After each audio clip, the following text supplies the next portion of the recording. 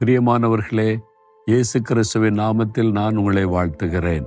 ஒரு குகை மாதிரி இருக்குதா? இந்த குகை சிதேக்கியா குகை என்று அழைக்கப்படுகிறது. இது எருசலேமில் அந்த பட்டணத்திற்கு கீழே இருக்கிற ஒரு குகை பகுதி. இது சாலமோனுடைய குவாரி என்று கூட அழைக்கப்படுகிறது.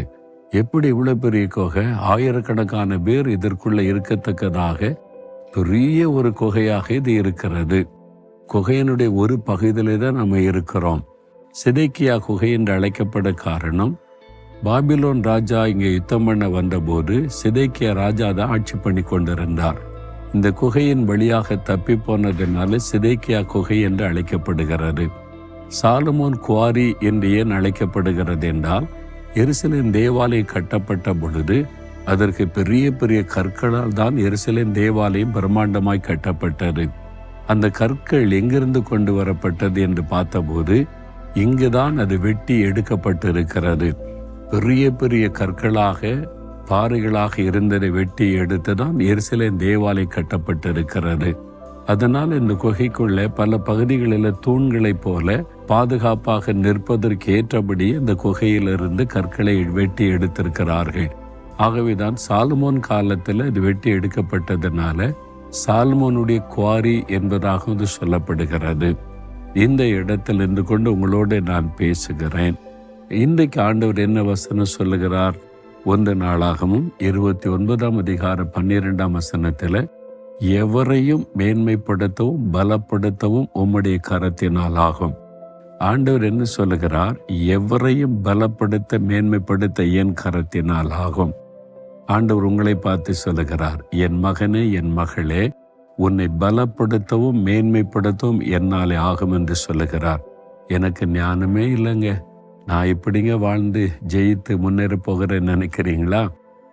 ஒரு ஆடுகளுக்கு பின்னால் சென்று கொண்டிருந்த தாவீதை பலப்படுத்தி அவனை ராஜாவாக உயர்த்த தேவனாலே ஆயிற்று. தாய் தகப்பன் இல்லாத ஒரு அனாதை பெண்ணாயிருந்த ஏழை ஸ்திரீ எஸ்தரை 127 நாடுகளுக்கு ராணியாக உயர்த்தி தேவனால் மேன்மைப்படுத்த முடிந்தது. ஒரு அடிமையாய் கொண்டு வரப்பட்ட யோசேப்பை எகிப்து தேசத்தினுடைய தலைமை பொறுப்பில் ராஜாவுக்கு அடுத்த ஸ்தானத்தில் உயர்த்த கர்த்தராலே ஆயிற்று. ஒரு அடிமையாய் கொண்டு வரப்பட்ட தானியேலை அந்நிய தேசத்தில் பிரதம மந்திரியாக உயர்த்த கர்த்தராலே ஆயிற்று. சரியாக பேச தெரியாத, நாகரிகமாய் பேச தெரியாத மீனவர்களை ஆண்டவர் உருவாக்கி உலகம் முழுவதிலும் எழுப்புதலை கொண்டு வரவும் தேவனுடைய பெரிய திட்டத்தை நிறைவேற்றி முடிக்கவும் பயன்படுத்த கர்த்தர் பலப்படுத்தினார் என்பதை பார்க்கிறோம். அதே ஆண்டவர் சொல்லுகிறார், உன்னை பலப்படுத்தவும் பயன்படுத்தவும் உன்னை ஆசீர்வதிக்கவும் என்னுடைய கரத்தினாலே ஆகும். நீங்க பலவீனமுள்ளவளா இருக்கலாம், ஞானம் இல்லாதவளா இருக்கலாம், படிப்பறிவு இல்லாதவளா இருக்கலாம், திறமை இல்லாதவளா இருக்கலாம், பரவாயில்லை. உங்களை ஆண்டவருடைய கரத்திலே மாத்திரம் கொடுத்து பாருங்கள். உங்களை பலப்படுத்தி ஞானத்தினால் நிரப்பி உங்களை மேன்மைப்படுத்த கர்த்தராலே ஆகும். ஆண்டவர் என்னை ஊழியத்துக்கு அழைத்த போது எனக்கு ஞானம் கிடையாது, தைரியம் கிடையாது, எதுலேயுமே ஒரு பூரணமா காலேஜில் 6 மாசம்தான் படித்தேன். அதுக்கு மேலே ஆண்டவர் படிக்க முடியாத சூழ்நிலை உருவாக்கி ஊழியத்துக்கு அழைத்து கொண்டார். எனக்கு திறமையும் கிடையாது, அந்த மாதிரி உள்ளவன் தான். ஆண்டவரிடத்தில் சொன்ன, எனக்கு படிப்பறிவும் கிடையாது, திறமையும் கிடையாது, ஞானமும் கிடையாது, வேதத்தை குறித்த அறிவு சரியா கிடையாது, நான் என்ன செய்ய முடியும் என்று. நீ உன்னை ஒப்புக்கொடு, நான் உன்னை பயன்படுத்துகிறேன் என்று ஆண்டவர் சொன்னார். என்னுடைய கரத்தில் ஒப்பு கொடுத்தேன், அவ்வளவுதான். பலப்படுத்தினார், வல்லமைப்படுத்தினார், இதுவரைக்கும் மேன்மைப்படுத்தி நடத்துகிறதை பார்க்குறீங்கல்ல, உங்களுக்கு செய்வார்.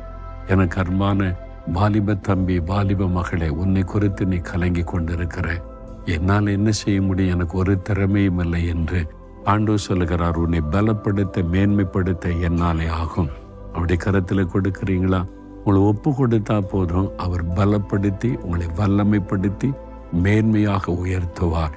ஆண்டவர்கிட்ட சொல்லுங்க, ஆண்டவரே, என்னிடத்துல ஞானமும் இல்லை, திறமையும் இல்லை, வசதியும் இல்லை, என் குடும்பம் எளிய குடும்பம் தான், என்னால் ஒன்று செய்ய முடியாது, ஆனால் உம்முடைய கரத்தில் என்னை ஒப்பு கொடுக்கிறேன். என்னை பலப்படுத்தவும் பயன்படுத்தவும் மேன்மைப்படுத்தவும் உம்மால் ஆகும் என்பதை விசுவாசிக்கிறேன். என் அர்ப்பணிக்கிறேன். இயேசுவின் நாமத்தில் ஜெபிக்கிறேன். ஆமேன், ஆமேன்.